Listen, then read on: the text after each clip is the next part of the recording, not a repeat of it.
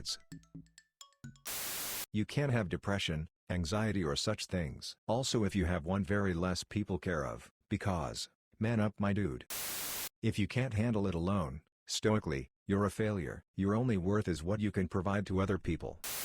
People are less likely to want to help you in certain situations. I am a 6 feet guy who looks like he can handle himself, and once when I hurt myself pretty bad and just lay there for about 5 minutes and not one person asked me if I needed help or if I was okay, they just assumed I would be. I wasn't. I ended up going to hospital and getting 9 stitches in my leg. Can't be playing with kids without getting suspicious looks. In the dating world it is usually up to men to make the first move, and plan dates. That gets tiring pretty fast. Asking for help with domestic abuse will get you arrested. It's naturally assumed by many in society that we're nowhere near as good a parent as the mother. Being expendable. Being generally more disposable. Wars, dangerous jobs, meant for those because we'd be horrified to hear about a mother of 2 being crushed in a dockyard accident, but it's not even news for the men who die at work. The way too common sentiment that a man cannot be raped. Being asked to help move heavy stuff. Having your body deteriorate later in life from manual labor jobs you were well suited to in your early 20s. Back pain is no joke. The pressure to be strong and wealthy, an expectation to perform in bed, and not be emotional about any of that. More likely to be the victim of violent crime, majority of suicides worldwide, harsher prison sentences for the same crime with a similar criminal history, bias in family court, people don't take male domestic abuse and rape victims seriously, lower performance in schools, teacher bias against boys as young as 9, something like 95% of all workplace fatalities. I'm sure there's more I'm missing. Having hardly anyone ask how you're doing after a split up or just rarely asked after once or twice. Not being checked up on. We look like assholes a lot but we deal with the same emotions. The older you get, the harder it is to make friends. Male friends aren't emotionally supportive and female friends are out of bounds. The role is all work and honey-dos. It's hard to get a moment. It's hard to make a connection with someone new. It gets very lonely. Lack of mental health services. More likely to be seen as a creep when genuinely trying to help people. The moment I start talking to a female they assume I'm hitting on them. Depending on the culture, being responsible for physical work, deck and repairs. No one gives a shit about you. I know I'm not the only one experiencing it, but we almost can't give a girl a compliment without looking like a thirsty creep who's just trying to get some puss. Maybe sometimes it's because it's actually creepy, but I know for a fact that a lot of non-creepy guys give compliments and are still mistaken for creeps. Being expected to act a very specific way and maintain a level of manliness and masculinity. A girl acts girly? It's cute. A girl acts manly? It's cool. A guy acts girly? Weirdo, apparently. Oh, also, I feel that gay men have it harder than gay women, but I also don't want to diminish the struggles of lesbians. However, most people I talk to about this, gays and lesbians, tend to agree. Apparently we are responsible for literally everything negative.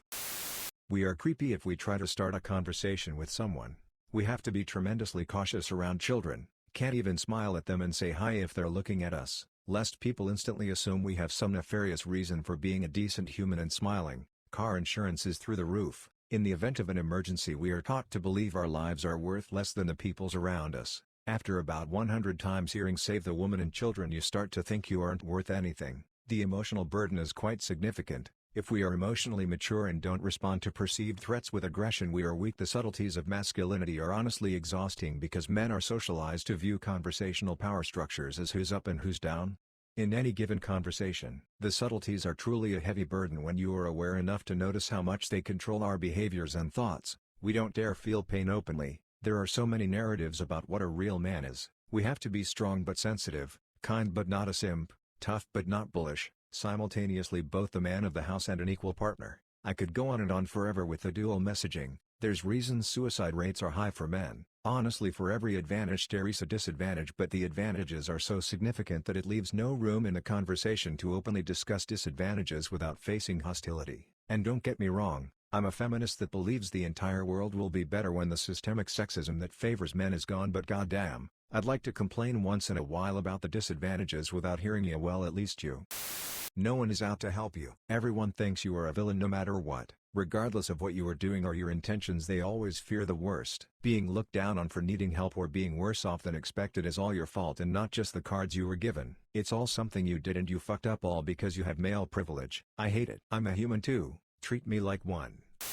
If you go someplace frequented by kids, people instantly assume you're a pedo, even if you're there for some legitimate reason. And God help you if you work in such a place. And divorce. Guys always get shafted, especially if there are kids involved. A woman can cheat, be mentally abusive, and basically be an all-around shit person and still come out on top in the divorce. Sexism against men is perfectly socially acceptable, that is, slowly, changing, thank God. If you're a man in an abusive relationship, no one cares. If you defend yourself against an abusive wife or girlfriend, suddenly you're a monster.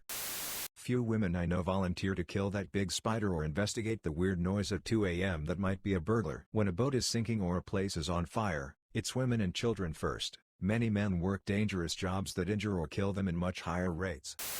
Lesbian couples are more widely accepted than gay couples. I was once out with my wife, we're both women, and nobody gave a shit when we'd make out. We saw two guys kissing, and half the restaurant started jeering as if fucking Adolf Hitler just walked in. It's honestly sad how society accepts lesbian couples, but they turn their backs to gay couples as if they're absolute disgraces.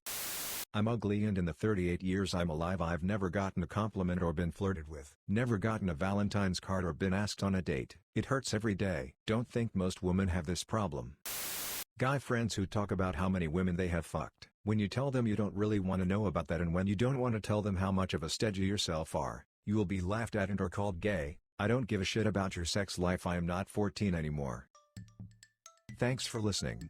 Subscribe for more daily videos.